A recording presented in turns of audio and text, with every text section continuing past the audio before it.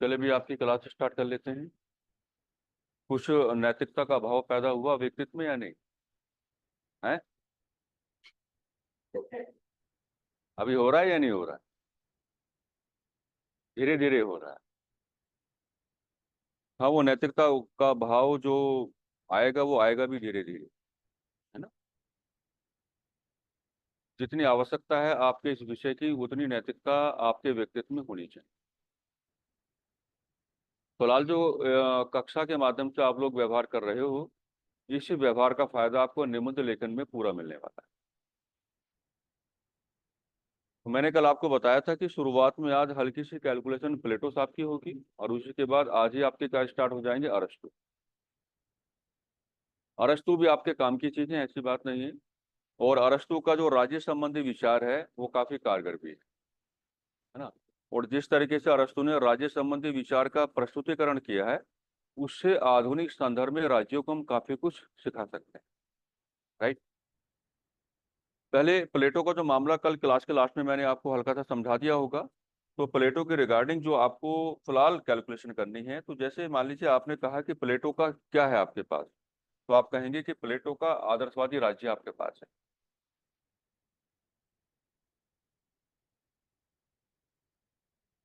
प्लेटो का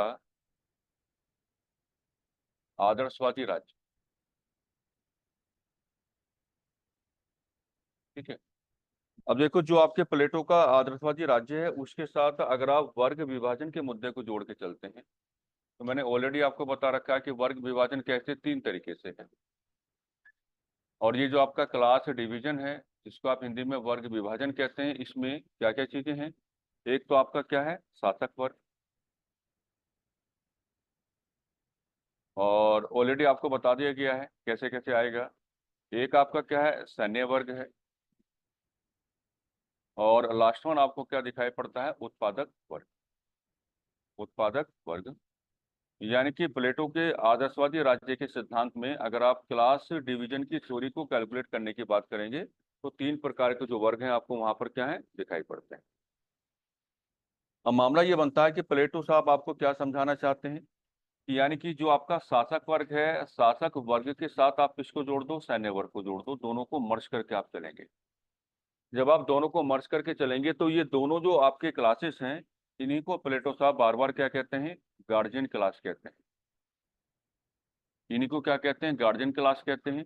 और guardian class किसके रिगार्डिंग कहते हैं, अपने आदर्शवादी राज्य के सिद्धांत के संदर्भ में कहते हैं। तो हमें ये समझना था कि जो प्लेटो के आदर्शवादी राज्य का गार्जियन क्लास है, उसके लिए प्लेटो साहब के सिद्धांत आपके सामने आते हैं। और ये जो सिद्धांत हैं, ये दो प्रकार से आपके सामने आते हैं, मैंने कल आपको बताया होगा। एक सिद्धांत ये होगा कि जो आपका गार्जियन क्लास है, गार्जियन क्लास के लिए प्लेटो साहब ये समझाना चाहते हैं कि गार्जियन क्लास में जो लोग शामिल होंगे, वो महिलाओं के साम्यवाद को अपनाएंगे। बनाओ ड्राफ्टिंग भाई। महिलाओं के साम्यवाद, महिलाओं के साम्यवाद की बात की। और एक बात उन्होंने क्या की है, संपत्ति के साम्यवाद की बात की है। संपत्ति के साम्यवाद की बात की है। संपत्ति के साम्यवाद की बात की है। तो अगर कभी भी प्लेटो के आदर्शवादी राज्यों को आपको इस तरीके से कैलकुलेट करना पड़े कि भाई महिलाओं के साम्यवाद का सिद्धांत क्या रहा और संपत्ति के साम्यवाद का सिद्धांत क्या रहा, तो पहले उनका जो आदर्शवादी राज्य का सिद्धांत है, उसके अंदर जो आपका क्लास डिवीजन की थ्योरी है, तीन प्रकार की क्लासेस आपको मिलती हैं। आप शासक वर्ग कहते हैं, आप सैन्य वर्ग कहते हैं, आप उत्पादक वर्ग कहते हैं। तो शासक वर्ग और सैन्य वर्ग दोनों को आप जोड़ के चलेंगे। और जब आप दोनों को जोड़ के चलेंगे तो यही क्या बन जाएंगे, उनका जो आदर्शवादी राज्य का सिद्धांत है उसका गार्जियन क्लास बन जाएगा।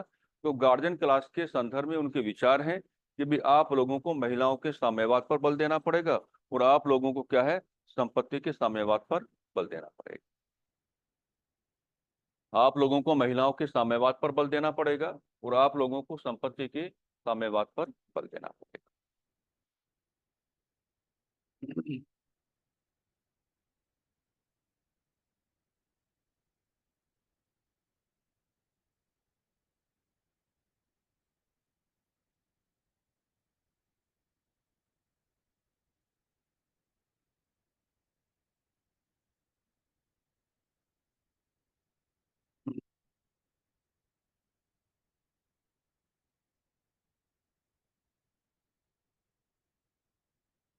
बन गई बात। यानी कि ड्राफ्टिंग बनाना है पहले तो, और अच्छे से इसका प्रस्तुतिकरण भी करना है, और अच्छे से इस पे आपको बातें भी करनी है, और निष्कर्ष के तौर पर वर्तमान संदर्भ में आप किसको क्या दे देते हैं वो भी आपको यहाँ पर इस्टेब्लिश करके चलना पड़ेगा। क्योंकि सारा डिस्कशन जो आप लोग कर रहे हैं कच्चे माल के रूप में है, जहाँ सवाल की उपयोगिता के हिसाब से आपको जिस कच्चे माल की आवश्यकता होगी वो मैं हर प्रकार के थिंकर में आपको उपलब्ध करा के चल रहा हूँ। राइट।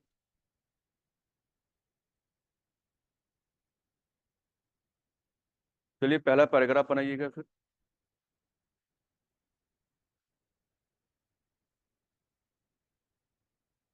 प्लेटो ने अपने आदर्शवादी राज्य के सिद्धांत के माध्यम से प्लेटो ने अपने आदर्शवादी राज्य के सिद्धांत के माध्यम से प्लेटो ने अपने आदर्शवादी राज्य के सिद्धांत के माध्यम से साम्यवाद साम्यवाद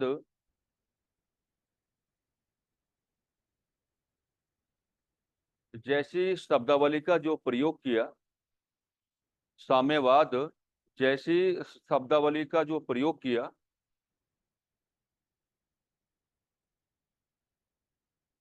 उसका कोई संबंध उसका कोई संबंध उसका कोई भी संबंध उसका कोई भी संबंध कार्ल मार्क्स के उसका कोई भी संबंध कार्ल मार्क्स के साम्यवाद जैसे सिद्धांत के साथ नहीं रहा। उसका कोई भी संबंध कार्ल मार्क्स के साम्यवाद जैसे सिद्धांत के साथ नहीं रहा। उसका कोई भी संबंध कार्ल मार्क्स के साम्यवाद जैसे सिद्धांत के साथ नहीं रहा।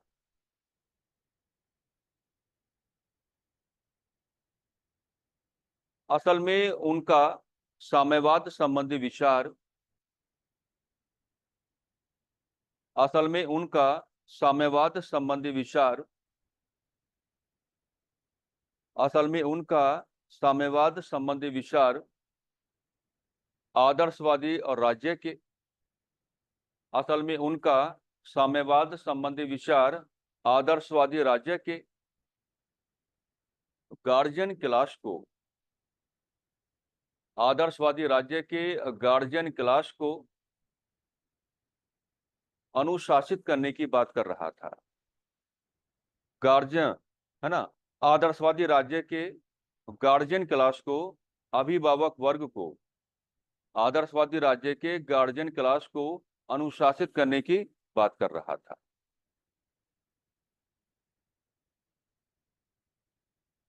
उनको यह समझाने की वकालत कर रहा था उनको यह समझाने की वकालत कर रहा था उनको यह समझाने की वकालत कर रहा था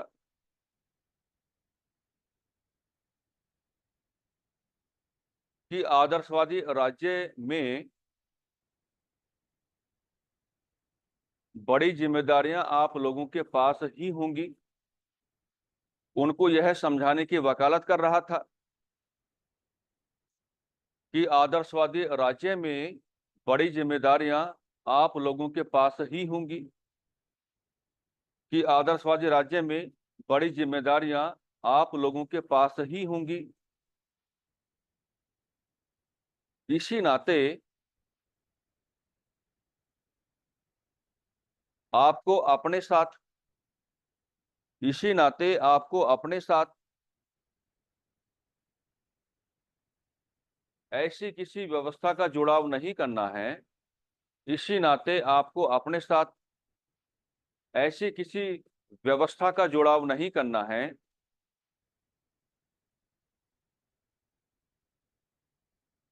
जो आपके व्यक्तिगत हितों को जन्म दे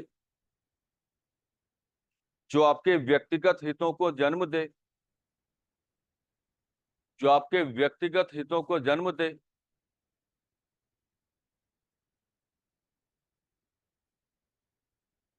और आपके व्यक्तिगत हितों का टकराव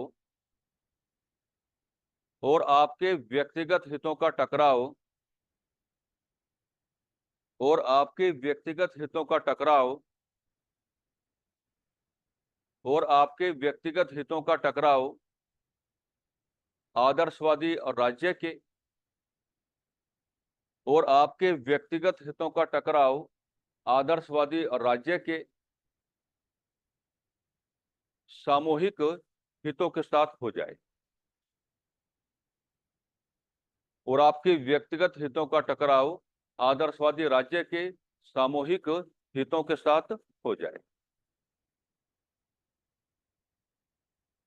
ऐसा ना हो, ऐसा ना हो, इसी नाते प्लेटो ने, ऐसा ना हो, इसी नाते प्लेटो ने, ऐसा ना हो, इसी नाते प्लेटो ने महिलाओं तथा संपत्ति के, ऐसा ना हो, इसी नाते प्लेटो ने महिलाओं तथा संपत्ति के साम्यवाद पर बल दिया, महिलाओं तथा संपत्ति के साम्यवाद पर बल दिया।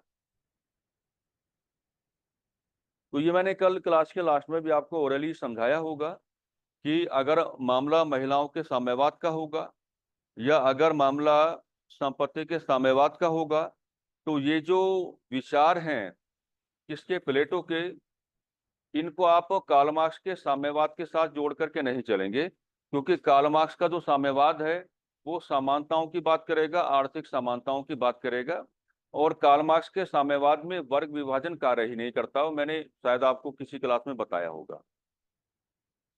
यहां मामला यही है कि प्लेटो साहब का ये मानना है कि आदर्शवादी राज्य का जो गार्जियन क्लास है, अगर ये महिलाओं के साथ अपने वैवाहिक संबंधों को स्थापित करके चलेगा, तो इसका मतलब क्या है कि इनका एक इंडिविजुअल फैमिली का जनरेशन होगा, है ना। गार्जियन क्लास में ABCD करके आप कैलकुलेशन कर सकते हैं, और गार्जियन क्लास से संबंधित जो आपके लोग हैं, अगर वो महिलाओं के साम्यवाद पर बल नहीं देते हैं, तो मतलब क्या होगा, महिलाओं के साथ जुड़ाव होगा, महिलाओं के साथ वैवाहिक संबंध स्थापित होंगे, आप संतान उत्पत्ति की बात करेंगे, उससे क्या होगा, इनका एक इंडिविजुअल फैमिली का जनरेशन होगा। और इंडिविजुअल फैमिली के जनरेशन का सीधा मतलब ये है कि आपके पास अपने पारिवारिक कर्तव्य आ जाएंगे, आपके पास अपने पारिवारिक दायित्व आ जाएंगे, आपके पास अपने पारिवारिक क्या है, हित आ जाएंगे। आप कैसा भी व्यवहार कर सकते हैं, लेकिन जब आपके पारिवारिक दायित्व, कर्तव्यों तथा हितों का टकराव आदर्शवादी राज्य के हितों के साथ होगा, तो प्लेटो साहब का मानना यह था कि आप अपने परिवार की ओर झुकेंगे, और आपका आपके परिवार की ओर झुकने का मतलब क्या होगा कि आदर्शवादी राज्य का क्या होगा, नुकसान। सारी बात समझ में। यही बात उन्होंने बाद में जोड़ करके कही कि भाई जो गार्जियन क्लास से संबंधित लोग होंगे वो इंडिविजुअल जो प्रॉपर्टी है उसके लिए काम नहीं करेंगे। अगर गार्जियन क्लास के लोग ही, है ना, अपनी व्यक्तिगत संपत्ति को अपनाने की बात करेंगे या व्यक्तिगत संपत्ति को अपनाते हुए उसको विस्तारित रूप देने की बात करेंगे, तो उनका ज्यादा ध्यान कहाँ रहेगा, व्यक्तिगत संपत्ति को अपनाना और उसको विस्तारित रूप देना। अगर ऐसा होगा तो आदर्शवादी राज्य के हित क्या होंगे, नकारात्मक रूप से प्रभावित होंगे। तो उन्होंने कहा कि मेरे आदर्शवादी राज्य में संतान उत्पत्ति का कार्य किसके पास होगा, उत्पादक वर्ग के पास होगा। लेकिन जो आपके गार्जियन क्लास होंगे उनको महिलाओं तथा संपत्ति दोनों के ही साम्यवाद पर बल देना होगा, ताकि आदर्शवादी राज्य के जो आपके हित हैं या आदर्शवादी राज्य के जो आपके उद्देश्य हैं वो कभी भी नकारात्मक रूप से प्रभावित ना हो। कुल मिलाकर के मैंने पहला पैराग्राफ आपको दे दिया, आप बदल के ये भी कह सकते हैं कि महिलाओं तथा संपत्ति के साम्यवाद पर बल देते हुए प्लेटो जो हैं वो आदर्शवादी राज्य के हितों को संरक्षण दिलवाना चाहते हैं, एक प्रोटेक्शन यहाँ पर दिलवाना चाहते हैं। महात्मा गांधी को लोगों ने महात्मा कहा, महात्मा गांधी को लोगों ने फादर ऑफ द नेशन भी कहा। हालांकि महात्मा गांधी मात्र 13 वर्ष की अल्पायु में ही बाल विवाह के शिकार बने, मैंने एक दिन क्लास में आपको समझाया था, है ना। कस्तूरबा गांधी के साथ उनका वैवाहिक संबंध स्थापित हुआ, लेकिन मैंने क्लास में आपको यह भी समझाया होगा कि पत्नी हो तो कैसी हो, कस्तूरबा गांधी जैसी। महात्मा गांधी के पास अपना इंडिविजुअल फैमिली रहा, महात्मा गांधी के पास अपने पारिवारिक कर्तव्य, दायित्व सब कुछ रहे, लेकिन महात्मा गांधी की पत्नी ने उनको कभी उनके सामने आने नहीं दिया, क्योंकि महात्मा गांधी ने अपने राजनीतिक जीवन को जो डेडिकेट किया वो किसके लिए किया, भारतीय राष्ट्रीय आंदोलन के धरातल के लिए किया। वो लगातार अपना व्यवहार करते रहे, पारिवारिक दायित्वों का निर्वहन वो इस तरीके से नहीं कर पाए जिस तरीके से उनको करना चाहिए था। तो मैं कई बार इसको बदल के ऐसे भी कहता हूँ कि मान लीजिए अगर महात्मा गांधी पारिवारिक कर्तव्यों का निर्वहन करने की ओर ज्यादा ध्यान लाने की कोशिश करते तो लोग ना तो उनको महात्मा कहते और ना ही फादर ऑफ द नेशन कहते। तो ये सेक्रीफाइसेस, ये त्याग तो आपको करके चलने पड़ते हैं, और ये तो मामला यूनान का है। तो वहाँ की जो व्यवस्थाएं हैं वो बिल्कुल भिन्न तरीके से आपके सामने आती हैं। हालांकि आपको ये मैंने पहले ही बता दिया है कि प्लेटो का जो आदर्शवादी राज्य का सिद्धांत है वो एक यूटोपियन अप्रोच है, कल्पना है। कल्पना है यानी कि इसको आज तक व्यवहारिक रूप नहीं दिया गया है, इसको लागू नहीं किया गया है। लेकिन इस क्लास का ऑब्जेक्टिव ये है, या आपके पाठ्यक्रम का मुख्य उद्देश्य ये है कि प्लेटो के आदर्शवादी राज्य को विभिन्न आयामों के धरातल पर जब आप लोग कैलकुलेट करने की कोशिश करेंगे तो वर्तमान समय में राज्यों को और प्रशासनिक अधिकारियों को आप क्या संदेश दे सकते हैं, क्या लेसन आप टीच करवा सकते हैं। इसलिए ये पाठ्यक्रम में शामिल किया गया है ना। इसलिए क्या है, ये पाठ्यक्रम में शामिल किया गया है। जैसे मैं पहले कई बार कहा हूँ कि मान लीजिए यूपीएससी काफी सारे एग्जामिनेशन कंडक्ट करवाती है, जैसे आपका एनडीए का एग्जामिनेशन होता है, सीडीएससी का एग्जामिनेशन होता है, असिस्टेंट कमांडेंट का एग्जामिनेशन होता है। तो अगर मैं सलाह देना चाहूँ यूपीएससी को तो ऐसे पेपर्स में सबसे ज्यादा सवाल आपके ज्योग्राफी के आने चाहिए। कारण क्या है, क्योंकि एनडीए के थ्रू जहां आपको जाना है, या सीडीएससी के थ्रू जहां आपको जाना है, या असिस्टेंट कमांडेंट के थ्रू जहां आपको जाना है, तो वहां आपको कुछ ऐसे एरियाज में अपनी सर्विस देना पड़ेगा जिनके रिगार्डिंग लेटीट्यूड लॉन्गिट्यूड इन सब की जानकारी आपको बहुत अच्छे से होनी चाहिए, है ना। कहते हैं ना कि आर्मी का जो एक कमांडो है, अगर आप उसको कोई भी हथियार नहीं देंगे तो अकेला 100 पर भारी पड़ेगा, अगर आप उसको कोई हथियार देंगे तो अकेला 1000 पर भारी पड़ेगा। उनकी ट्रेनिंग ऐसी होती है। उस जंगल के पत्तों को देख करके बता देते हैं कि यहाँ पर किस प्रकार के जानवर होंगे और किस प्रकार के जो आपके कीट पतंग होंगे, उनको किस तरीके से हमको अपने आप को उनसे क्या है बचाना है। तो ये चीजें सिखाई जाती हैं, ये चीजें बड़ी जरूरी हो जाती हैं। और यहाँ प्लेटो के इस सिद्धांत को समझते हुए हमको प्रशासनिक अधिकारियों को समझाना है, और प्रशासनिक अधिकारियों को हम यही समझा के चलेंगे कि जब आप किसी पद पर बैठ जाते हैं तो सबसे बड़ी प्राथमिकता आप पद के जो कर्तव्य हैं उनकी पूर्ति को आप देंगे, है ना। जैसे समाजवाद भी कई बार ये कहने की कोशिश करता है कि व्यक्ति व्यक्तिगत कल्याण की बात ना करे, व्यक्ति सामूहिक कल्याण की बात करे, है ना। पूरे समाज का जब सामूहिक कल्याण होगा तो सामूहिक कल्याण की उस भावना में व्यक्ति का व्यक्तिगत कल्याण अपने आप ही क्या होगा, है ना।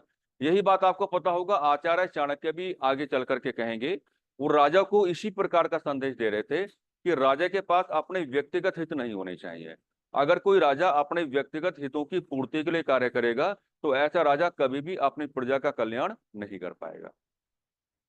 यही कारण था, आपने सुना होगा कि उन्होंने धनानंदा को चैलेंज कर दिया था उस समय, क्योंकि धनानंदा एक बहुत ही क्या क्रूल नेचर का एक शासक हुआ है। उसको व्यक्तिगत हितों की पूर्ति में ज्यादा आनंद की अनुभूति होती है। मगध की जनता पर अननेसेसरी टैक्सेस लगवा रखे हैं, मगध की जनता से कुछ दिए बिना उनसे मजदूरी करवाता है। उसके शासन को आतंक का शासन कहा गया। तो इसलिए आचार्य चाणक्य ने उनके यानी कि धनानंदा के शासन को बहुत ही नकारात्मक रूप से परिभाषित भी किया। तो ये मामला बनता है, अगर किसी के दिमाग में यह है कि मैं प्रशासनिक अधिकारी बना हूं, इतनी मेहनत करने के बाद, दुनिया भर की किताबें पढ़ने के बाद, दुनिया भर की चीजों को समझने के पश्चात और दुनिया भर की चीजों को लिखने के पश्चात उसमें काफी अप्स एंड डाउन्स भी आए, कई बार मोरल भी डाउन हुआ, कई बार कुछ गलत करने का मन भी किया, ये सारी चीजें दिमाग में आती हैं। लेकिन अगर आज मैं प्रशासनिक अधिकारी बना हूं या बनी हूं, इसका मतलब यह है कि मेरे पद के संदर्भ में जो कर्तव्य हैं मैं उनको अपने जीवन के प्रत्येक कोने में सबसे पहली प्राथमिकता देना चाहूंगा। हमने हाल ही में काफी इंटरव्यू सेशन किए। हमने लगातार एक सवाल विद्यार्थियों से पूछा, जो कैंडिडेट्स आए थे, कि मान लीजिए आप कहीं पर एज ए एसडीएम काम कर रहे हैं और उसी समय आपको सूचना मिलती है कि आपके क्षेत्र में आग लग गई है। ठीक उसी समय आपको आपके परिवार से भी फोन आता है और आपके परिवार में कोई व्यक्ति गंभीर रूप से क्या है अचानक से मतलब बीमार हो गया है, गंभीर रूप से। तो आप अपने परिवार की ओर जाएंगे या आप अपने क्षेत्र की ओर जाएंगे जहां पर आग लगा हुआ है। तो यही तो नीति शास्त्र आपको सिखाएगा कि आप बीच का रास्ता कैसे निकालेंगे, क्योंकि आप दोनों को कैसे डील करेंगे। अब इसमें लोग भावनात्मक रूप से क्या आंसर दे देते हैं, लोग भावनात्मक रूप से आंसर ये दे देते हैं कि भाई देखिए ऐसा है कि मैं तो अपने परिवार की ओर बढ़ूंगा, या कई बार लोग ये भी कह देते हैं कि मैं अपने क्षेत्र विशेष की ओर बढ़ूंगा। लेकिन आपको, मुझे लगता है कि एक मध्यम मार्ग अपना करके ये कहना चाहिए कि सर मैं तुरंत अपने सीनियर अधिकारियों को इन्फॉर्म करूंगा कि ये घटना हो चुकी है, क्योंकि सीनियर अधिकारी ही हमेशा आपको जो उपकरण है, व्यवस्थाएं उपलब्ध कराते हैं। आपके क्षेत्र में कभी भी कोई ऐसी घटना घटित हो जो नहीं होनी चाहिए, सबसे पहला फोन अपने सीनियर अधिकारी को करना चाहिए, ताकि व्यवस्थाएं बन सकें। और अपने जूनियर को वहां पर आपको डेप्लॉयड करना है। एक तरीका ये हो सकता है, आप अपने परिवार की ओर जा सकते हैं, या आप खुद को वहां पर अपने आप को डेप्लॉयड कर सकते हैं, अपने जूनियर को अपने परिवार की ओर भेज सकते हैं। एक साथ दोनों व्यवस्थाओं का इलाज आपको करना पड़ेगा, आप किसी एक व्यवस्था का इलाज नहीं कर सकते। और यही प्रशासनिक अधिकारी की अप्रोच होती है। बहुत सारी घटनाएं ऐसी आएंगी कि फोन पे फोन बजेंगे, अरे अब यहाँ पे ये हो गया, यहाँ पे ये हो गया, यहाँ पे ये हो गया। इसका मतलब ये है कि आपको हर जगह की व्यवस्था संभालनी पड़ेगी, खुद से अपने बड़े प्रशासनिक अधिकारियों को जानकारी दे करके, जो आपके जूनियर्स हैं उनको वहां पर भेज करके। तो ये चीजें बड़ी इंपॉर्टेंट हो जाती हैं। लेकिन आप, मामले बाद में काफी ज्यादा बदल जाते हैं, जैसा आप जानते ही हैं, है ना। लेकिन यहाँ तो आपको सीखना है, और सीख करके कुछ बातों को क्या आपको लिख करके आना है ना। मैं तो यही कहूंगा कि इस क्लास की एक ही डिमांड है कि आपकी नैतिकता आपके जीवन से कभी बाहर ना जाए। नैतिकता जीवन में रहेगी, थोड़ी परेशानियों का सामना करना पड़ेगा, आलोचनाओं का सामना करना पड़ेगा, लेकिन निष्कर्ष जीवन के अंत में बड़े अच्छे होंगे। और वही अगर हो जाए तो उससे अच्छी कोई बात है नहीं। तो यहाँ प्लेटो ने एक तरीके से देखा जाए तो उस समय के हिसाब से बात ठीक की है, लेकिन इसका इलाज हमें अपने हिसाब से थोड़ा अलग करके चलना पड़ेगा। जैसे लिखेगा,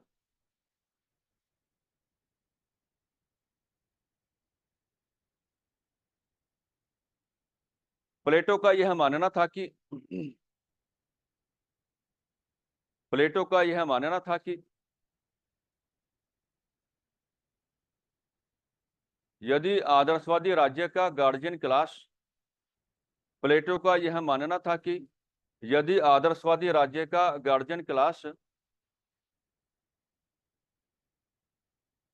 महिलाओं के साम्यवाद पर बल नहीं देगा, महिलाओं के साम्यवाद पर बल नहीं देगा, महिलाओं के साम्यवाद पर बल नहीं देगा, महिलाओं के साम्यवाद पर बल नहीं देगा, महिलाओं के साम्यवाद पर बल नहीं देगा, अर्थात उनके साथ वैवाहिक संबंध स्थापित करेगा, अर्थात उनके साथ वैवाहिक संबंध स्थापित करेगा।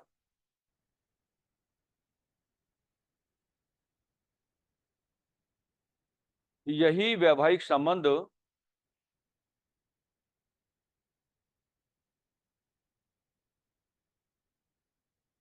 गार्जियन क्लास के लोगों के संदर्भ में, यही वैवाहिक संबंध गार्जियन क्लास के लोगों के संदर्भ में, यही वैवाहिक संबंध गार्जियन क्लास के लोगों के संदर्भ में, यही वैवाहिक संबंध गार्जियन क्लास के लोगों के संदर्भ में व्यक्तिगत परिवार जैसी व्यवस्था को जन्म देंगे, व्यक्तिगत परिवार जैसी व्यवस्था को जन्म देंगे, व्यक्तिगत परिवार जैसी व्यवस्था को जन्म देंगे।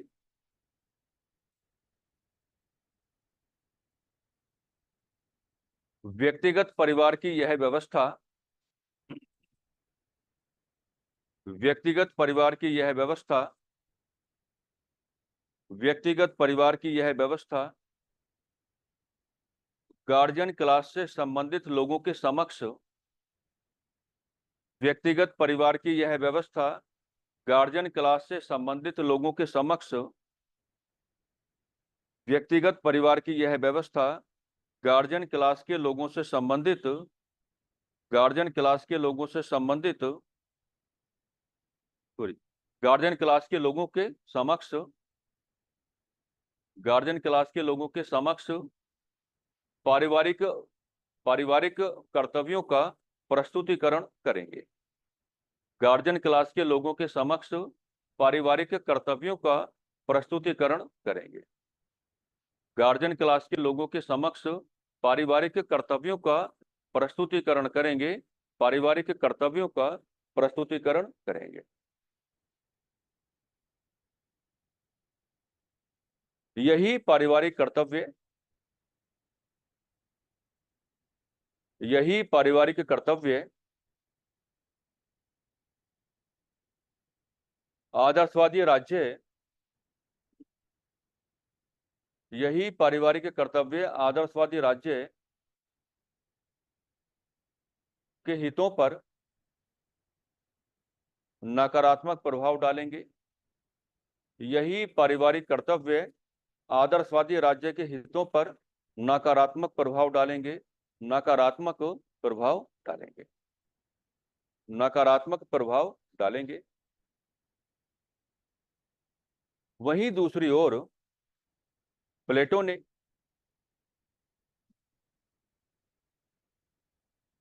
गार्जियन क्लास से संबंधित, वहीं दूसरी ओर प्लेटो ने गार्जियन क्लास से संबंधित,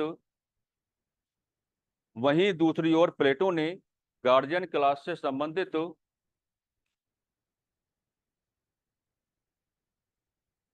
लोगों को सलाह देते हुए कहा, गार्जियन क्लास से संबंधित लोगों को सलाह देते हुए कहा कि आपको संपत्ति के साम्यवाद पर भी बल देना होगा, कि आपको संपत्ति के साम्यवाद पर भी बल देना होगा, कि आपको संपत्ति के साम्यवाद पर भी बल देना होगा, कि आपको संपत्ति के साम्यवाद पर भी बल देना होगा, कि आपको संपत्ति के साम्यवाद पर भी बल देना होगा।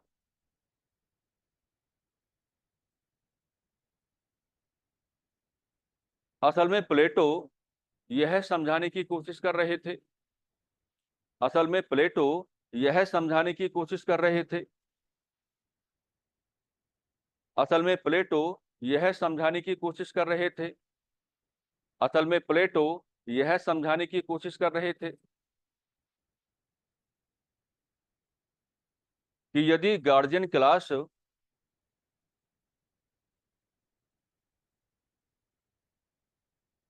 व्यक्तिगत संपत्ति, कि यदि गार्जियन क्लास व्यक्तिगत संपत्ति, कि यदि गार्जियन क्लास व्यक्तिगत संपत्ति को अपनाए जाने पर बल देगा, कि यदि गार्जियन क्लास व्यक्तिगत संपत्ति को अपनाए जाने पर बल देगा, कि यदि गार्जियन क्लास व्यक्तिगत संपत्ति को अपनाए जाने पर बल देगा, तब आदर्शवादी राज्य के आर्थिक हितों पर, तब आदर्शवादी राज्य के आर्थिक हितों पर, तब आदर्शवादी राज्य के आर्थिक हितों पर, तब आदर्शवादी राज्य के आर्थिक हितों पर गंभीर एवं नकारात्मक प्रभाव आएंगे, गंभीर एवं नकारात्मक प्रभाव आएंगे, गंभीर एवं नकारात्मक प्रभाव आएंगे।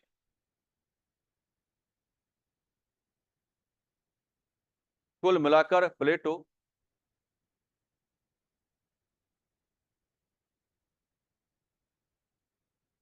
साम्यवाद जैसे इस सिद्धांत के माध्यम से, कुल मिलाकर प्लेटो साम्यवाद जैसे इस सिद्धांत के माध्यम से, कुल मिलाकर प्लेटो साम्यवाद जैसे इस सिद्धांत के माध्यम से,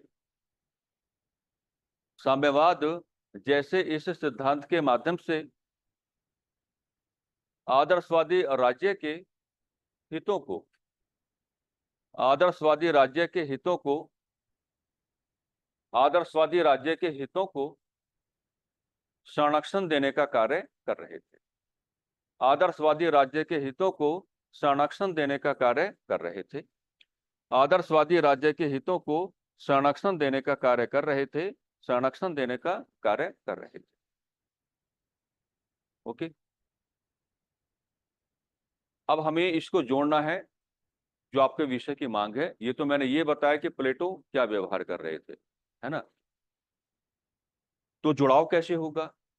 अब जुड़ाव बिल्कुल एज इट इज तो आप नहीं कर सकते।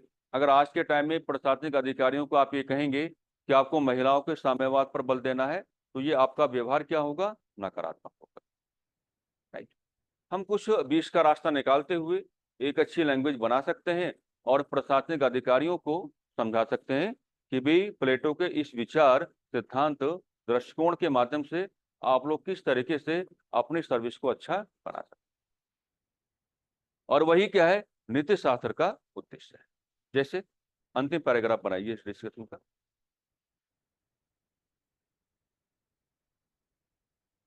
लिखने की आदत क्लास में विकसित हो जानी चाहिए, है ना? क्योंकि अगर एक बार में आपको 600 शब्द लिखने पड़े, निबंध में खास तौर से, और विदाउट एनी डॉक्यूमेंट, और वो भी कहाँ पर? एग्जामिनेशन हॉल में, है ना? तो प्रैक्टिस होनी चाहिए। ठीक है, थोड़ा तेज भी लिखना स्टार्ट करो, क्योंकि वहाँ टाइम मैनेजमेंट, मैंने कई बार पहले भी आपको बोला है, टाइम मैनेजमेंट अपने आप में काफी क्या बनेगा?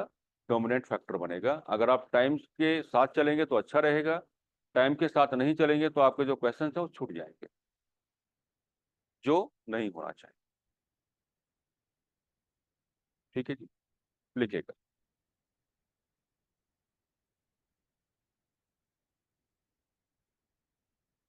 महिलाओं तथा संपत्ति के साम्यवाद संबंधी, महिलाओं तथा संपत्ति के साम्यवाद संबंधी, महिलाओं तथा संपत्ति के साम्यवाद संबंधी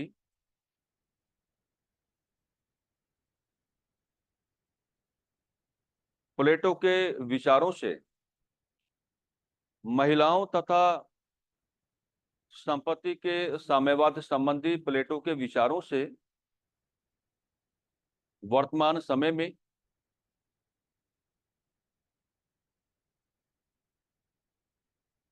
प्रशासनिक अधिकारियों को क्या सीखने की आवश्यकता है?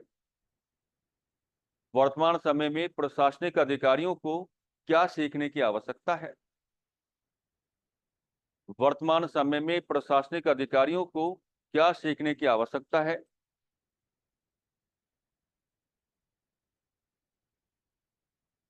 यह बात विचार करने योग्य बन जाती है। यह बात विचार करने योग्य बन जाती है। यह बात विचार करने योग्य बन जाती है। यह बात विचार करने योग्य बन जाती है। असल में प्रशासनिक अधिकारियों को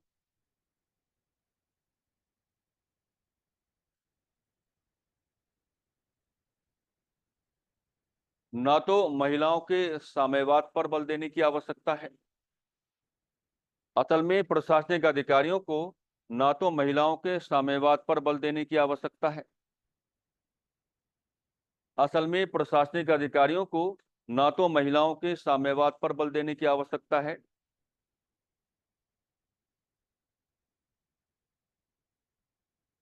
और ना ही संपत्ति के साम्यवाद पर। पैसा नहीं कमाओगे तो नौकरी करने का मन क्यों करेगा आपका? और ना ही संपत्ति के साम्यवाद पर, और ना ही संपत्ति के साम्यवाद पर।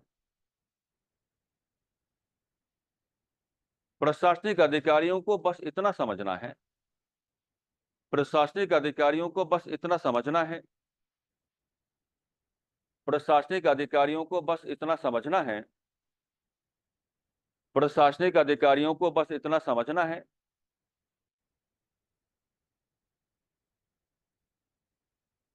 कि आखिर प्लेटो ने अपने इस विचार का प्रस्तुतिकरण क्यों किया। असल में प्रशासनिक अधिकारियों को बस इतना समझना है, या प्रशासनिक अधिकारियों को बस इतना समझना है कि आखिर प्लेटो ने अपने इस विचार का प्रस्तुतिकरण, कि आखिर प्लेटो ने अपने इस विचार का प्रस्तुतिकरण क्यों किया, कि आखिर प्लेटो ने अपने इस विचार का प्रस्तुतिकरण क्यों किया, क्यों किया।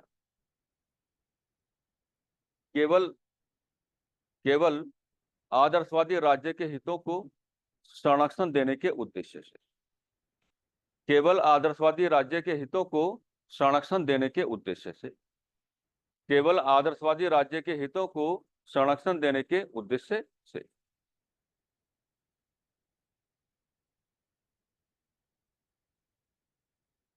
यदि प्रशासनिक अधिकारी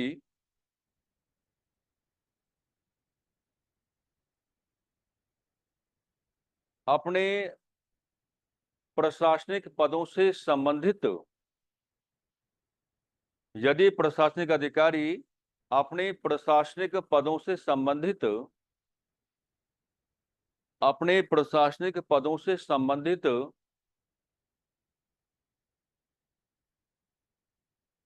कर्तव्य पालन के संदर्भ में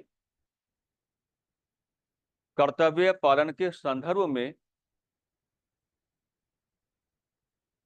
सर्वोच्च प्राथमिकता सर्वोच्च प्राथमिकता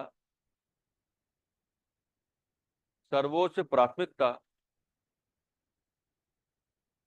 उन्हीं कर्तव्यों को दें सर्वोच्च प्राथमिकता उन्हीं कर्तव्यों को दें सर्वोच्च प्राथमिकता उन्हीं कर्तव्यों को दें जिनका प्रस्तुतिकरण उनके समक्ष जिनका प्रस्तुतिकरण उनके समक्ष जिनका प्रस्तुतिकरण उनके समक्ष एक प्रशासनिक पद ने किया है जिनका प्रस्तुतिकरण उनके समक्ष एक प्रशासनिक पद ने किया है जिनका प्रस्तुतिकरण उनके समक्ष एक प्रशासनिक पद ने किया है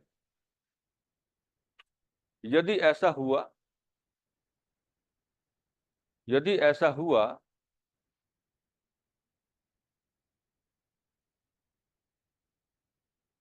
तब आधुनिक संदर्भ में राज्य के हितों को भी संरक्षण प्राप्त होगा यदि ऐसा हुआ तब आधुनिक संदर्भ में राज्य के हितों को भी संरक्षण प्राप्त होगा यदि ऐसा हुआ तब आधुनिक संदर्भ में राज्य के हितों को भी संरक्षण प्राप्त होगा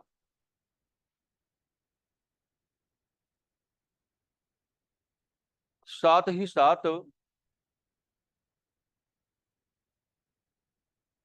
प्रशासनिक गतिविधियों के निष्पादन में साथ ही साथ प्रशासनिक गतिविधियों के निष्पादन में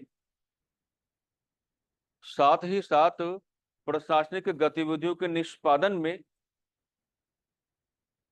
साथ ही साथ प्रशासनिक गतिविधियों के निष्पादन में पारदर्शिता ट्रांसपेरेंसी साथ ही साथ प्रशासनिक गतिविधियों के निष्पादन में पारदर्शिता का भाव भी देखा जाएगा पारदर्शिता का भाव सेंस भी देखा जाएगा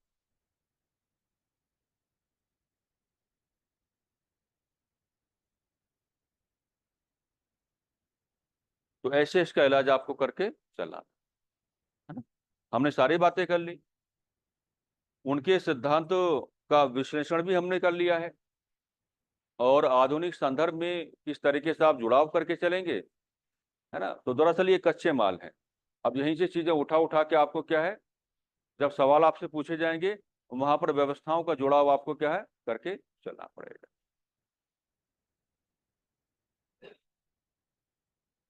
अब एक नाम हम आपको देना चाहेंगे इंग्लिश में उनको कहा जाता है अरिस्टोटेल और हिंदी में उनको कहा जाता है अरस्तु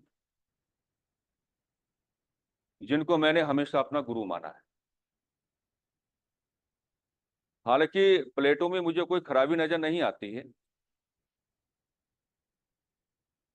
या सुकरात के व्यक्तित्व में हमको कोई खराबी नजर नहीं आती है बहरहाल सुकरात के बारे में तो कोई ऐसी बुक है ही नहीं जो उनके विचारों का प्रस्तुतिकरण आपके समक्ष करे हमने ग्रीक राइटर्स को पढ़ा तो उनके बारे में अच्छी अच्छी जानकारी हमारे पास हैं लेकिन हमने उतनी ही बात आपके सामने की जो आपकी क्लास की क्या मुख्य अरिस्टोटेल यानी कि सुकरात सॉरी अरिस्टोटेल यानी कि अरस्तु कहते हैं कि जो मेडिसिन्स हैं मेडिसिन्स दवाइयाँ है ना तो कहते हैं कि अरस्तु दवाइयों के वातावरण में बड़े हुए क्योंकि अरस्तु के जो आपके ग्रैंडफादर हैं जो दादाजी हैं वो मैसिडोनिया सिकंदर के फादर जो हैं उनके दरबार में उस समय कार्य किया करते थे। तो कहते हैं कि दवाइयों के वातावरण में जो अरस्तु हैं ये बड़े हुए, और इनको अपने डिस्कशन में बायोलॉजिकल ग्राउंड्स दिखाना काफी अच्छा लगता है। ये राज्य के बारे में जब बात करेंगे तो राज्य का एक पक्ष आज मैं दिखाऊंगा आपको, एक पक्ष अलग तरीके से आता है। तो ये राज्य संबंधी विचार का प्रस्तुतिकरण जब आपके सामने करेंगे तो भी बायोलॉजिकल ग्राउंड आपके सामने लेकर के आएंगे, यानी कि एक तरफ राज्य को रखेंगे, एक तरफ मानव के शरीर को रखेंगे।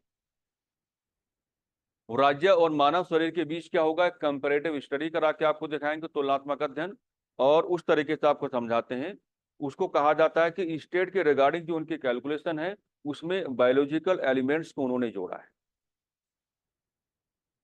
वो आप बाद में समझेंगे तो ज्यादा अच्छा रहेगा, क्योंकि शुरुआत में वो आपके लिए थोड़ा टिपिकल हो सकता है।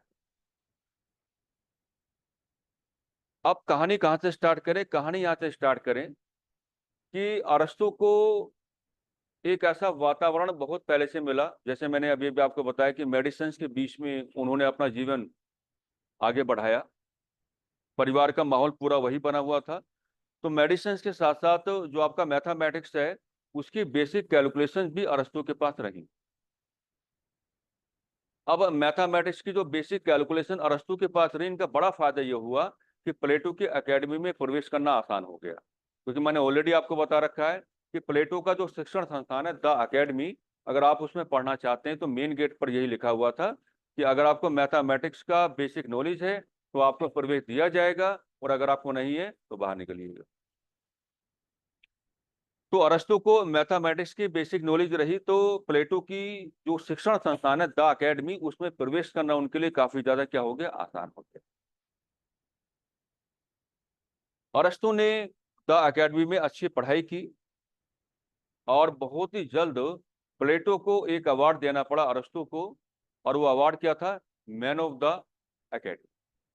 यानी कि प्लेटो ने अरस्तु को खुद एक ऐसा पुरस्कार दिया और कहा कि इस द अकेडमी जैसे शिक्षण संस्थान में अगर कोई कैलकुलेटिव मेरा स्टूडेंट है तो कौन है आपके, अरस्तु।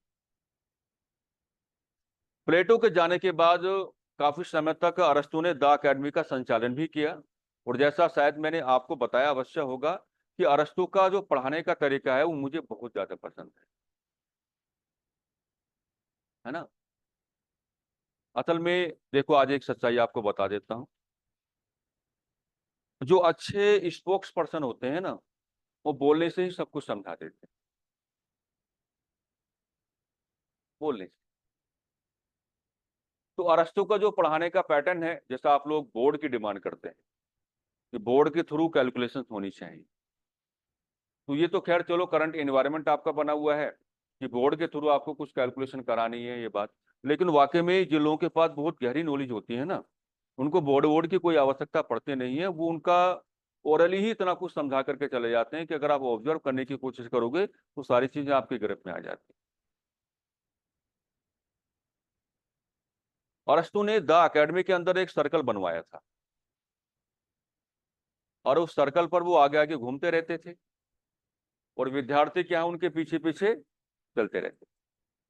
विद्यार्थी अपने सवाल दागते रहते थे, सवाल एक का उत्तर सभी को, ये पैटर्न था उनका, सवाल एक का उत्तर सभी को। यानी कि सर्कल पर घूमते घूमते सभी विद्यार्थियों के सवालों को रिसीव करना और उन सवालों का उत्तर देना, ये अरस्तु का पढ़ाने का क्या था, तरीका था, घूमते घूमते पढ़ाते थे। तो काफी समय तक उन्होंने द अकेडमी का संचालन किया। अब जब उनको लिखने का मौका मिला, है ना, क्योंकि प्लेटो ने काफी कुछ आपके दिमाग पे स्टैब्लिश कर दिया, प्लेटो जो आपके क्या माने गए, गुरु माने गए। लेकिन जब आपको लिखने का मौका मिला तो अरस्तु अपने ही गुरु के अगेंस्ट हो गए,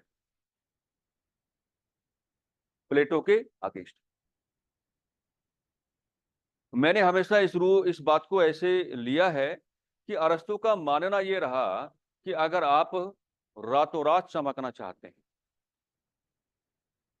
तो जो आपका वेल इस्टेब्लिश्ड करेक्टर आपके सामने बना हुआ है ना,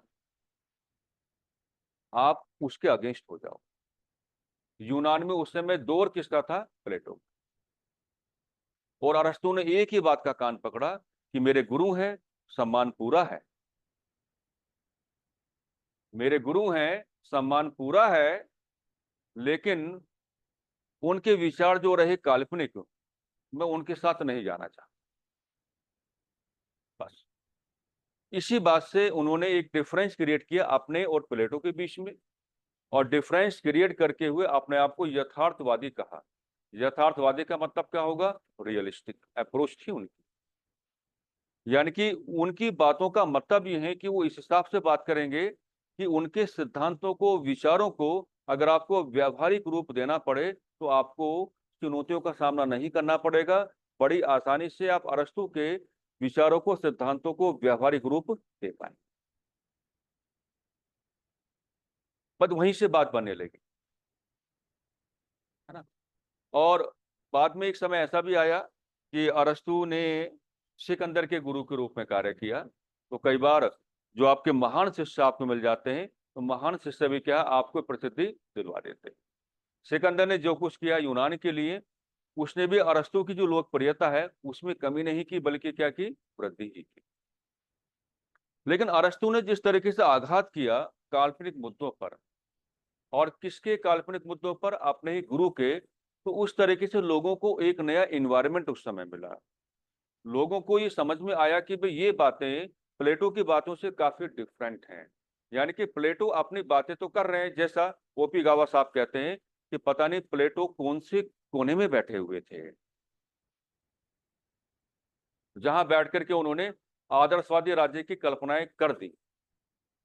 और ओपी गावा का आरोप यह भी है, ओम प्रकाश गावा, वेस्टर्न पॉलिटिकल थिंकर्स की उनकी बुक आती है, उसमें उन्होंने साफ साफ कहा है कि मुझे तो लगता है कि प्लेटो शायद अपने फिलोसफर किंग को स्वर्ग से पृथ्वी पर उतारना चाह रहे थे। ऐसा पृथ्वी पर संभव ही नहीं है। क्योंकि ऐसा पृथ्वी पर संभव नहीं है, तो लगता है कि प्लेटो की मंशा कल्पनाओं में ही रही होगी कि उनका जो फिलोसफर किंग आएगा, सीधा कहां से आएगा? स्वर्ग से आएगा। लोगों ने गंभीर आरोप लगाए उस समय, लेकिन बातों में ताकत तो थी। आपने पूरा चैप्टर पढ़ लिया है। तो पहले अरस्तु की सोच को आप दिखाएंगे, और हेडिंग तो बनेगा आपका अरस्तु, और उनको सबसे पहले प्लेटो से अलग करेंगे, तब जाकर के उनके विचारों की ओर आपको बढ़ने का मौका मिलेगा।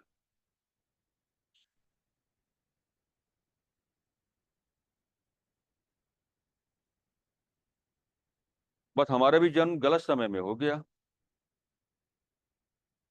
काश हम भी उनके साथ पैदा हो गए होते। हैं, क्या कहना चाहते हैं आप? नहीं होना चाहिए था। अगर उस समय पैदा होते तो क्या फायदा मिलता हमको?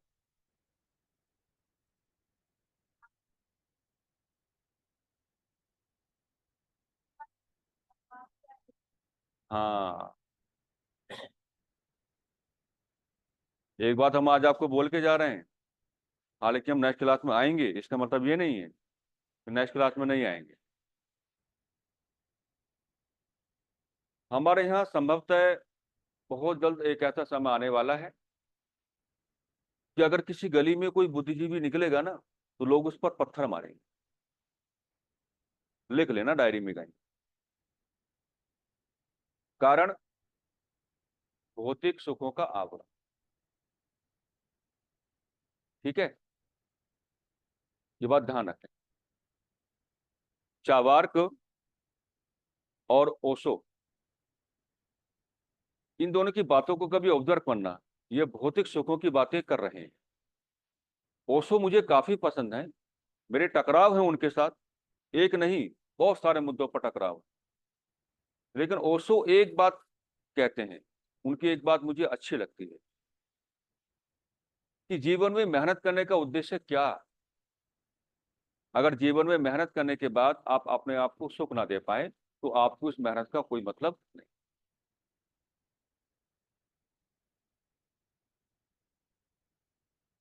चावार्क ने कहा कि भैया आपने पढ़ा होगा चावार्क सिद्धांत, है ना, भौतिक सुखों का सिद्धांत माना जाता है इंडियन फिलोसफी में। आपने को लाइन पढ़ी होगी कि अगर घी पीने का मन है और जेब में पैसा नहीं है, तो उधार मांग लो। शर्म मत करो, क्योंकि घी पीने की जो इच्छा है उसकी पूर्ति करो। यानी कि चावार के कहते हैं कि ऊपर कुछ नहीं है, सब कुछ क्या है, जैसा जीना है यहां जी जाओ। तो सब कुछ वातावरण, सब कुछ एनवायरनमेंट पर डिपेंड करता है। कल हम कहीं बैठे थे तो हम ये कह रहे थे वहां पर कि बड़ा दुख होता है भारत के ग्रामीण परिवेश को देखने के पश्चात। ये नहीं होना चाहिए। देखो, शहर शहर रहे और गांव गांव रहे, ये ज्यादा अच्छा है। मानोगे नहीं मानोगे इस बात? लेकिन गांव अब क्या बन गए, शहर। गांव की पहचान क्या थी, छप्पर। छप्पर सुना होगा ना, नीचे चूल्हा, ऊपर से बारिश, धुआं। ये गांव की मूल पहचान थी। अब गांव में क्या है? मेरी माताजी ने कई बार मेरे ऊपर गंभीर आरोप लगाए, इतने साल तेरे को बाहर काम करते हुए हो गए, कम से कम एक गैस के चूल्हे का इंतजाम तो कर दे। मैं उनको समझाता रहा कि गांव को गांव रहने दो, लेकिन वो नहीं मानी। वो ले आई कि नहीं, थोड़ा परिवर्तन तो क्या है, करना पड़ेगा। तो गांव ने जो अपनी पहचान खोई है, इस पहचान खोने से गांव तो गांव नहीं रहेंगे, लेकिन प्राकृतिक असंतुलन का धरातल रहेगा। ये बात मैं आपको बोल के जा रहा हूं, है ना। अगर इस बार मई जून के महीने में शिमला में लोगों ने एसी चलाया है, तो इसका मतलब ये कि आने वाले समय में बड़ी प्राकृतिक चुनौतियों का सामना हमको करना पड़ेगा। तो कहने का मतलब ये है कि भौतिक सुखों को प्राप्त करने में कोई बुराई मेरे हिसाब से नहीं है। आज के समय के हिसाब से अगर हम बात करें, यार कि हम तो खैर अलग पर्सपेक्टिव के आदमी हैं, लेकिन इतना हम आपको कहेंगे कि उनकी भी सीमाएं होनी चाहिए। अगर हम लोग उनकी सीमाओं को लांघने की कोशिश करेंगे, तो चारों ओर क्या पड़ेंगे, आपके नकारात्मक प्रभाव ही पड़ेंगे, है ना। तो कहते हैं कि अगर बगल वाले के घर में कोई चिंता है, तो उसको देख करके आपको आनंद की अनुभूति नहीं करनी चाहिए, है ना। क्योंकि प्राकृतिक आपदाएं किसी का पता पूछ के नहीं आती, उनको रास्ता बनाना आता है, और वो अपना शिकार किसी को भी क्या है, बना सकते हैं।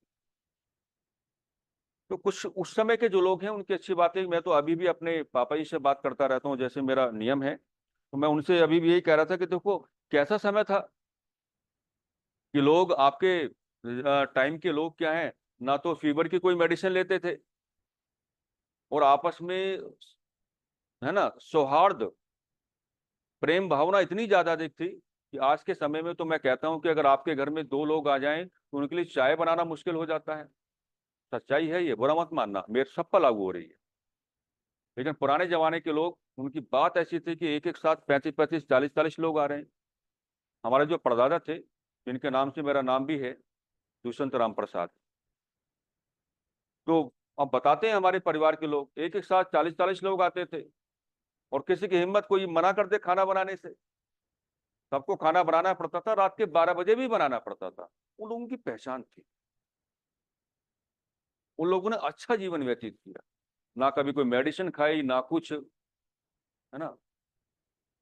दुनिया भर का घी दूध वगैरह सब पिया, सेल आउट भी किया, ऐसा नहीं। लेकिन आज देख लो क्या हो गया। हम, मुझे लगता है कि लाइफ को उस तरीके से सिस्टमेटाइज नहीं कर पा रहे हैं जिस तरीके से हमारे अरस्तु का यही मानना है, जो मैं आपको फिलहाल समझा रहा हूँ, कि पूर्वजों की कभी उपेक्षा नहीं करनी चाहिए। हमारे पूर्वज अच्छे थे, हमसे, हम चाहे कितने भी भौतिक क्यों ना हो जाएं, लेकिन हमसे कई गुना ज्यादा अच्छा जीवन वो व्यतीत करके चले गए। ये बात मानने वाली।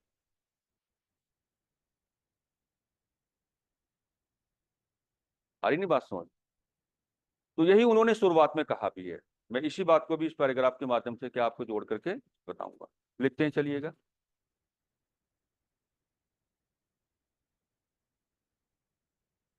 अरस्तु, कोमा,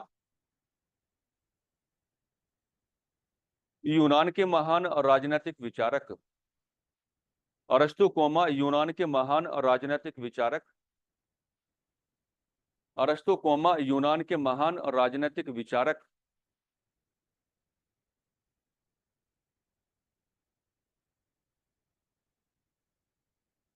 अरस्तु, कोमा, यूनान के महान राजनीतिक विचारक, कोमा, प्लेटो के प्रसिद्ध शिष्य, कोमा, प्लेटो के प्रसिद्ध शिष्य,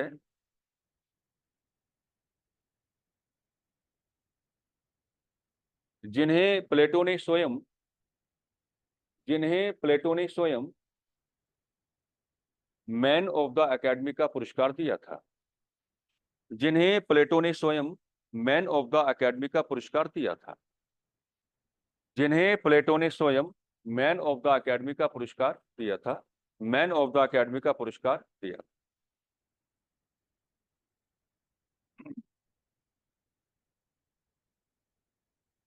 अरस्तु अपने राजनीतिक व्यवहार में अरस्तु अपने राजनीतिक व्यवहार में काल्पनिक नजर नहीं आए। अरस्तु अपने राजनीतिक व्यवहार में यूटोपियन काल्पनिक नजर नहीं आए।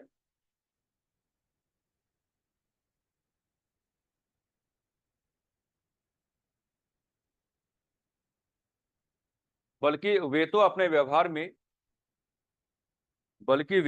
व्यवहार में यथार्थ यथार्थवादी नजर आए, रियलिस्टिक।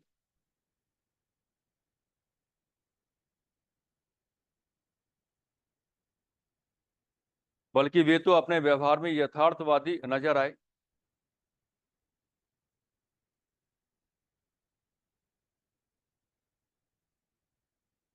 अरस्तु का काल्पनिक मुद्दों से दूरी बनाना अरस्तु का काल्पनिक मुद्दों से दूरी बनाना अरस्तु का काल्पनिक मुद्दों से दूरी बनाना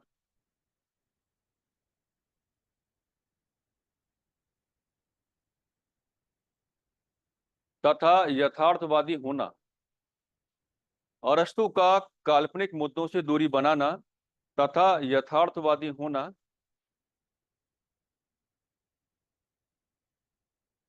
उन्हें प्लेटो से भिन्न राजनीतिक धरातल उन्हें प्लेटो से भिन्न राजनीतिक धरातल उपलब्ध कराता है। उन्हें प्लेटो से भिन्न राजनीतिक धरातल उपलब्ध कराता है।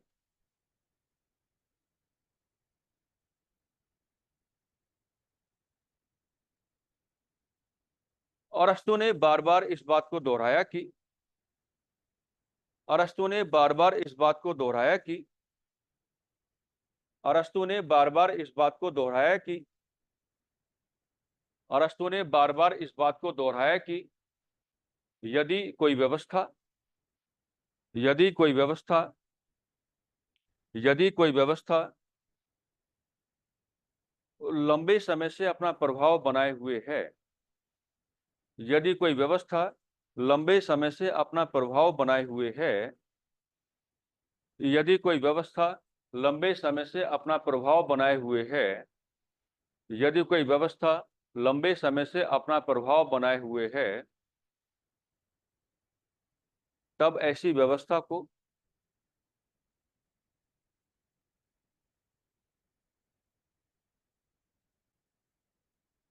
बिना सोचे समझे समाप्त नहीं करना चाहिए। तब ऐसी व्यवस्था को बिना सोचे समझे समाप्त नहीं करना चाहिए।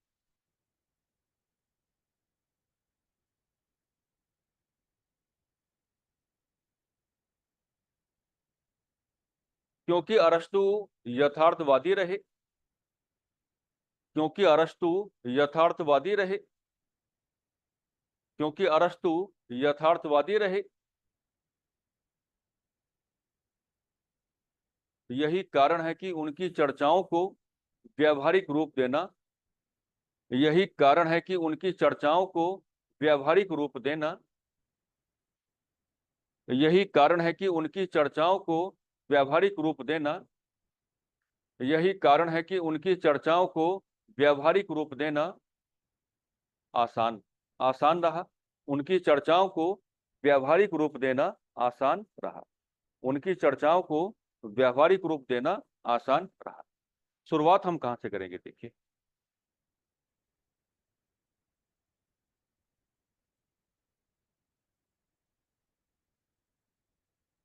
हो सकता है कि ये बात कई बार आपके सामने आई हो, लेकिन इसका मतलब समझना उतना आसान भी नहीं। बोर्ड से थोड़ा सा ड्राफ्टिंग आप करेंगे, अरस्तु के सामने अगर आप रखेंगे किसको, मानव को, आप मानव कह सकते हैं, या ओब्लिक करके आप क्या कह सकते हैं, मनुष्य आप कह सकते हैं। डन। आप मानव कह सकते हैं, या ओब्लिक करके आप क्या कह सकते हैं, मनुष्य कह सकते हैं। इस मानव को अरस्तु ने कहा है राजनीतिक पशु। यहां से हमारी विंडो ओपन होगी, राजनीतिक पशु। और जो आपका राजनीतिक पशु है उसी को इंग्लिश में आप क्या कहते हैं, political animal. Political animal, political animal.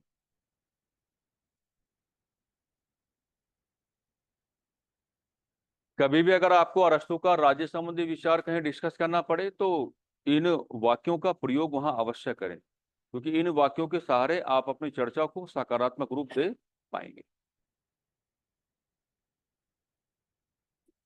इसी के साथ यहीं से एक चीज जोड़ के चलते हैं कि जो अरस्तु हैं वो मानव को और राजनीतिक पशु तो कहते हैं, लेकिन मानव को साथियों क्या कहते हैं, विवेकशील प्राणी भी कहते हैं। ये आपने अवश्य कहीं पढ़ा होगा, विवेकशील प्राणी, है ना। विवेकशील प्राणी का मतलब क्या है, अपनी बुद्धि का प्रयोग करने में सक्षम,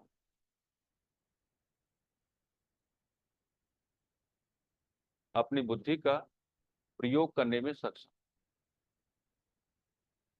अपनी बुद्धि का प्रयोग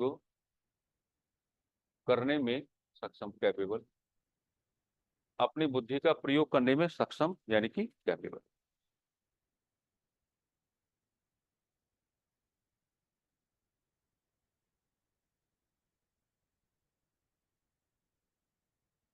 है ना। तो क्या कभी आपने सोचा कि अरस्तु ने ये बातें क्यों रखी,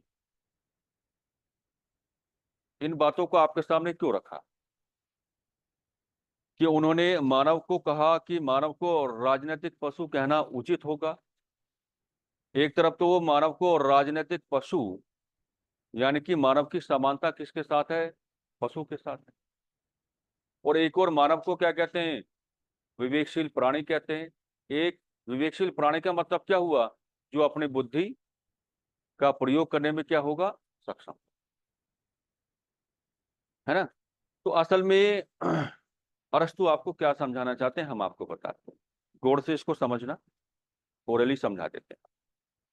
अरस्तु मानते हैं कि भाई यदि मानव और जानवर में कोई अंतर है वो तो केवल एक ही अंतर है। पहले इसको ऐसे समझो।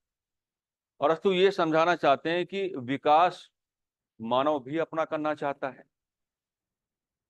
अब जो मैं बोलने जा रहा हूं उसको डाइजेस्ट करना आपके लिए आसान नहीं होगा। ये तो आसान हो गया है, ये आसान हो गया, नींद पूरी हुई।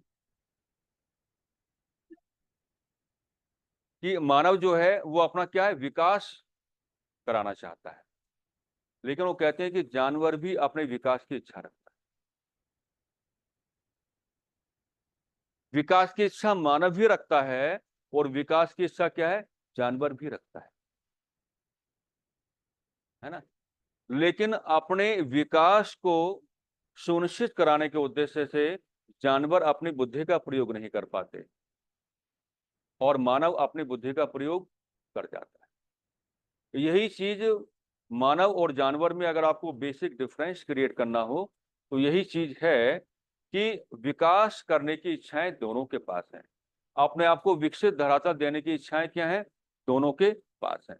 लेकिन जानवर अपने बुद्धि का प्रयोग नहीं कर पाते, वो पीछे रह गए। और जो आपका मानव है वो अपनी बुद्धि का प्रयोग करके आगे निकल गया। और मानव ने अपने आप को विकसित धरातल देने के उद्देश्य से जिस व्यवस्था का प्रयोग किया उसी का नाम क्या है, राज्य।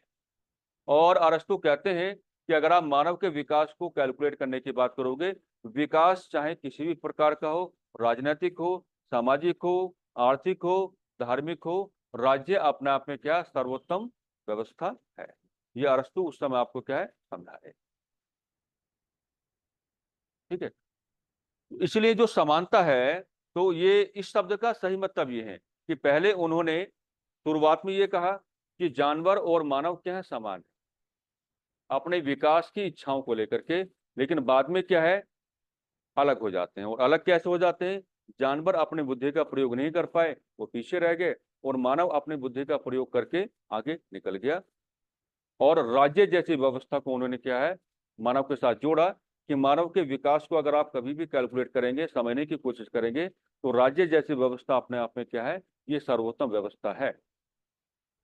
एक बात हो रहा है, इसमें यह भी आप जोड़ सकते हैं कि अरस्तु ने यह कहा था कि अगर किसी मानव को राज्य की आवश्यकता नहीं, अगर किसी मानव को राज्य की आवश्यकता नहीं है, तो या तो फिर वो देवता है, ईश्वर है, या फिर क्या है, जानवर। तो अगर राजनीतिक जो आपका पशु है, क्यों कहा, उसके दो व्यवस्थाएं मैंने आपको बता दी हैं, दोनों तरीके से आप व्यवहार कर सकते हैं। ठीक है, इसको लैंग्वेज देते हैं जरा।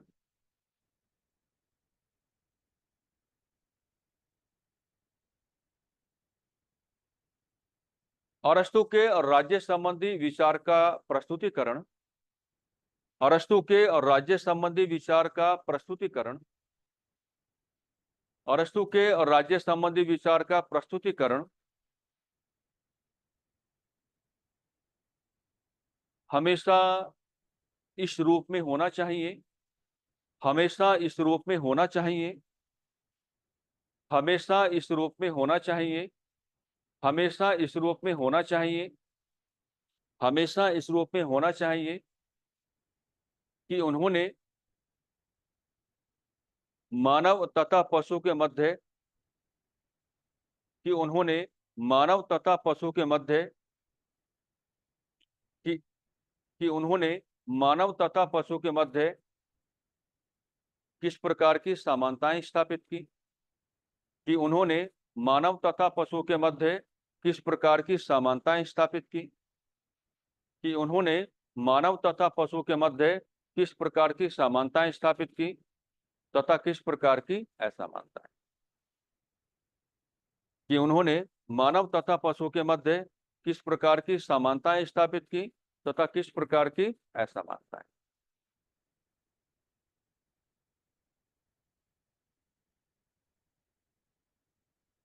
समानताओं का धरातल यह रहा,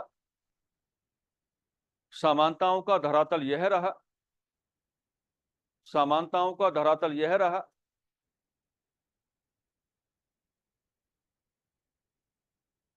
कि उनका मानना था कि, समानताओं का धरातल यह रहा कि उनका मानना था कि, समानताओं का धरातल यह रहा कि उनका मानना था कि उनका मानना था कि विकास की इच्छा के संदर्भ में, विकास की इच्छा के संदर्भ में, विकास की इच्छा के संदर्भ में मानव तथा पशु दोनों ही समान हैं। विकास की इच्छा के संदर्भ में मानव तथा पशु दोनों ही समान हैं।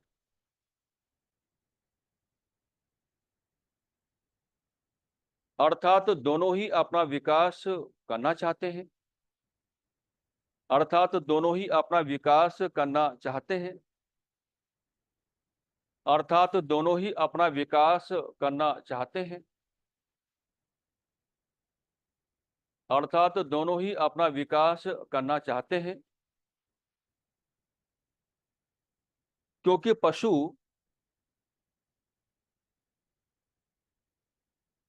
अपनी बुद्धि का प्रयोग करने में सक्षम नहीं,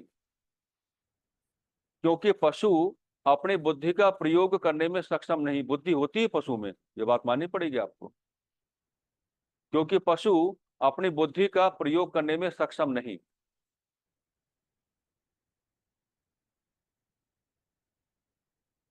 लेकिन मानव, लेकिन मानव अपनी बुद्धि का प्रयोग करने में सक्षम, लेकिन मानव अपनी बुद्धि का प्रयोग करने में सक्षम, लेकिन मानव अपनी बुद्धि का प्रयोग करने में सक्षम।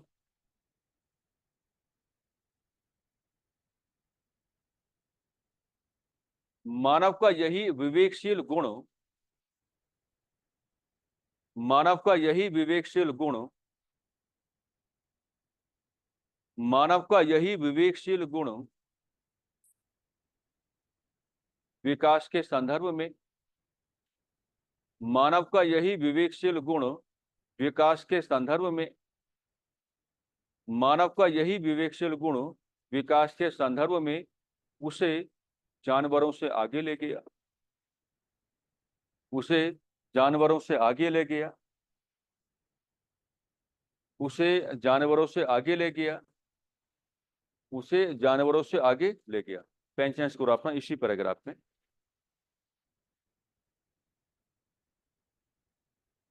यहां उल्लेखनीय बात यह भी है कि यहां उल्लेखनीय बात यह भी है कि यहां उल्लेखनीय बात यह भी है कि यहां उल्लेखनीय बात यह भी है कि अरस्तु का यह भी मानना था कि अरस्तु का यह भी मानना था कि अरस्तु का यह भी मानना था कि अरस्तु का यह भी मानना था कि यदि किसी मानव को यदि किसी मानव को यदि किसी मानव को राज्य जैसी व्यवस्था की आवश्यकता नहीं, यदि किसी मानव को राज्य जैसी व्यवस्था की आवश्यकता नहीं, यदि किसी मानव को राज्य जैसी व्यवस्था की आवश्यकता नहीं,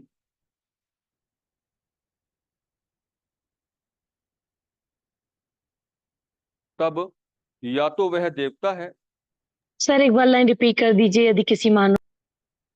यदि किसी मानव को राज्य जैसी व्यवस्था की आवश्यकता नहीं, यदि किसी मानव को राज्य जैसी व्यवस्था की आवश्यकता नहीं, तब वह या तो देवता है या जानवर, तब वह या तो देवता है या जानवर। इस चर्चा से भलीभांति यह स्पष्ट हो जाता है, इस चर्चा से भलीभांति यह स्पष्ट हो जाता है, इस चर्चा से भलीभांति यह स्पष्ट हो जाता है, इस चर्चा से भलीभांति यह स्पष्ट हो जाता है कि अरस्तु ने मानव को कि अरस्तु ने मानव को राजनीतिक पशु क्यों कहा।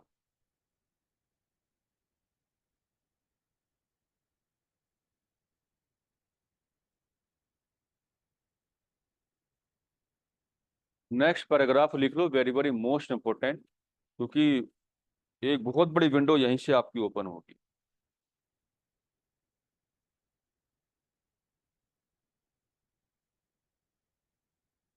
और राजनीति विज्ञान के गलियारों में राजनीति विज्ञान के गलियारों में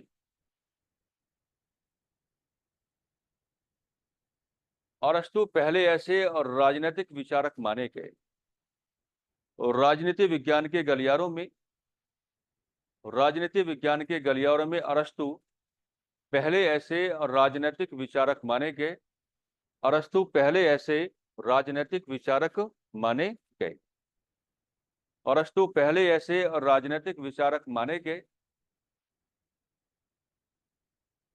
जिन्होंने यथार्थवादी व्यवहार करते हुए जिन्होंने यथार्थवादी व्यवहार करते हुए जिन्होंने यथार्थवादी व्यवहार करते हुए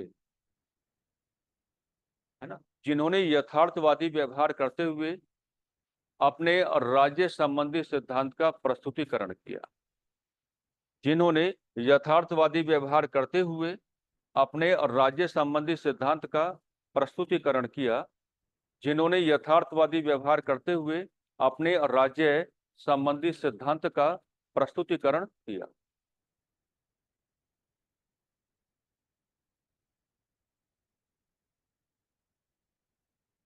उनका मानना था कि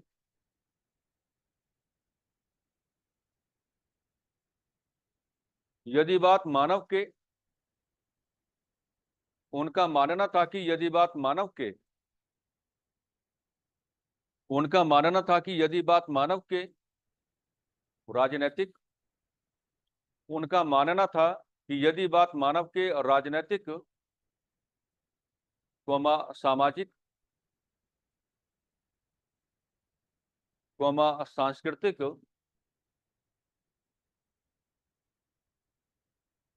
आर्थिक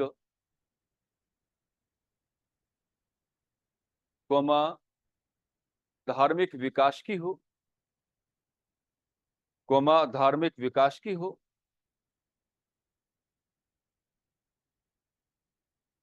तब सर्वोत्तम व्यवस्था राज्य ही है। तब सर्वोत्तम व्यवस्था राज्य ही है।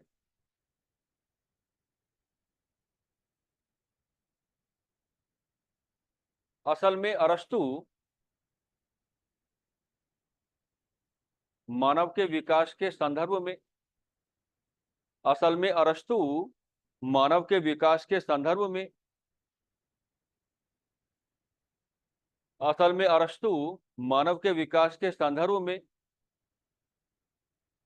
राज्य जैसी व्यवस्था की असल में अरस्तु मानव के विकास के संदर्भ में राज्य जैसी व्यवस्था की राज्य जैसी व्यवस्था की उपयोगिता राज्य जैसी व्यवस्था की उपयोगिता पर बल दे रहे थे। राज्य जैसी व्यवस्था की उपयोगिता पर बल दे रहे थे और यह समझाने की कोशिश कर रहे थे और यह समझाने की कोशिश कर रहे थे और यह समझाने की कोशिश कर रहे थे और यह समझाने की कोशिश कर रहे थे कि इस व्यवस्था के अभाव में कि इस व्यवस्था के अभाव में कि इस व्यवस्था के अभाव में कि इस व्यवस्था के अभाव में मानवीय जाति के लोगों को कि इस व्यवस्था के अभाव में मानवीय जाति के लोगों को कि इस व्यवस्था के अभाव में मानवीय जाति के लोगों को अपने विकास की कल्पना नहीं करनी चाहिए कि इस व्यवस्था के अभाव में मानवीय जाति के लोगों को अपने विकास की कल्पना नहीं करनी चाहिए। एक हेडिंग बना के छोड़ दो।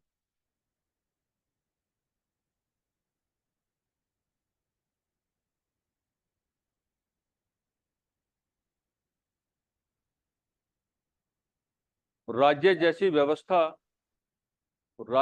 व्यवस्था की उत्पत्ति के संदर्भ में राज्य जैसी व्यवस्था की उत्पत्ति ओरिजिन राज्य जैसी व्यवस्था की उत्पत्ति के संदर्भ में अरस्तु के विचार राज्य जैसी व्यवस्था की उत्पत्ति के संदर्भ में अरस्तु के विचार। यहां से आपकी नेक्स्ट क्लास स्टार्ट होगी।